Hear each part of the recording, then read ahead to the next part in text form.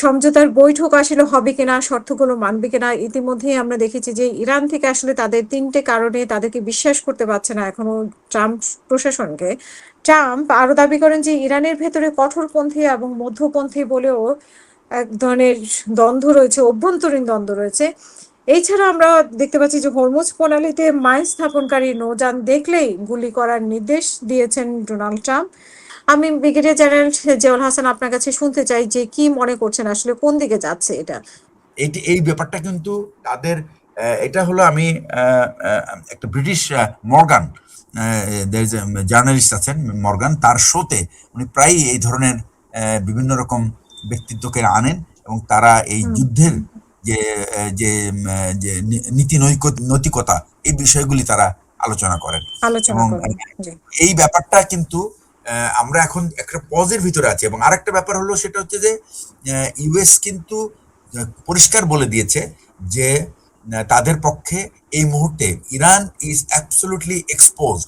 তাদের কোনো air defence system নাই এখন। তারা মানে তারা কোনো মিসাইল এবং ড্রোন হামলা তাদের পক্ষে আর ঠেকানো সম্ভব না। এবং অনেকে বলছে যে যদি এসকালেশনটা হয় তাহলে যে পরিমাণ ক্ষতি হবে তেল আবিব এবং ইসরায়েলের, সেখানে ইসরায়েল নিজের তাদের এটা টিকে থাকার ব্যাপারটা একটা বিরাট প্রশ্নের সম্মুখীন হবে। তো এই ব্যাপারটা তাদের সবাই সতর্ক করছে। আর যাই করুক, এবং এটা আজকে না, ব্রেজনস্কি এবং কিসিঞ্জার 70-এর দশকে বলেছে ইরানে যেন মানে 79 সালের পরের থেকে তারা কিন্তু এই তিনটা খুব আমি বলবো এটা মার্কিন যুক্তরাষ্ট্রের ফরেন পলিসি থেকে দিকপাল বলা যায় এদেরকে। একটা হলো হেনরি কিসিঞ্জার, ব্রেজনস্কি এবং শুলস। এই যে তিনজন ব্যক্তিত্ব, এবং এরা কিন্তু খুবই মিডল ইস্টের ব্যাপারে কিন্তু তাদের একটা বিরাট সুনাম আছে এই বিশেষ করে ক্যাম্প ডেভিড এগ্রিমেন্টের ব্যাপারে। তো তখন তারা বলেছিল যে আর আমরা যাই করি না কেন ইরানকে কিন্তু কোনোভাবেই মিলিটারিলি অ্যাটাক করা উচিত হবে না, কারণ মিলিটারিলি অ্যাটাক করলে ইরান যে সমস্ত পদক্ষেপ গ্রহণ করবে তাতে সারা বিশ্বের স্থিতিশীলতা নষ্ট হয়ে যাবে।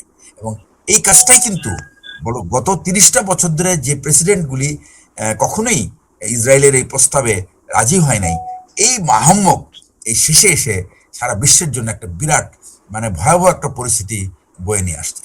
তো এর থেকেই অ্যাকচুয়ালি বোঝা যাচ্ছে যে এই যুদ্ধের পরিণতি কি হতে যাচ্ছে।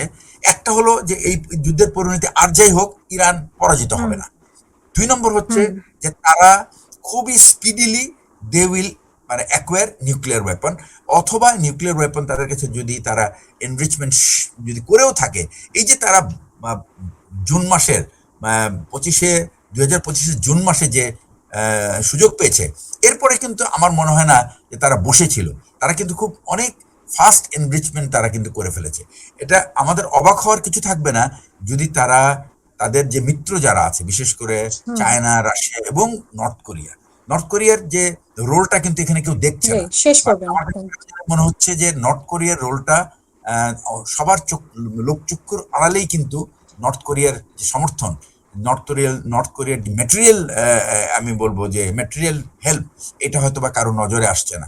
এটা কোন দিক দিয়ে আসছে, কিভাবে আসছে কেউ এটা জানবেও না, কিন্তু এটা ইরানের কাছে পৌঁছে যাবে।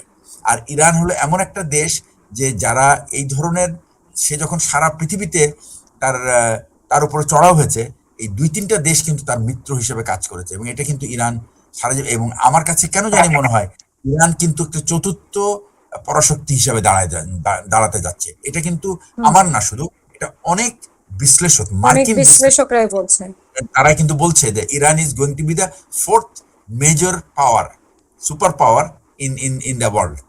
এবং যাদের জন্য সবাইকে কিন্তু সমীহ করে চলতে হবে। এই বলে আমি আমার এই পর্ব এখন শেষ করছি। Thank you.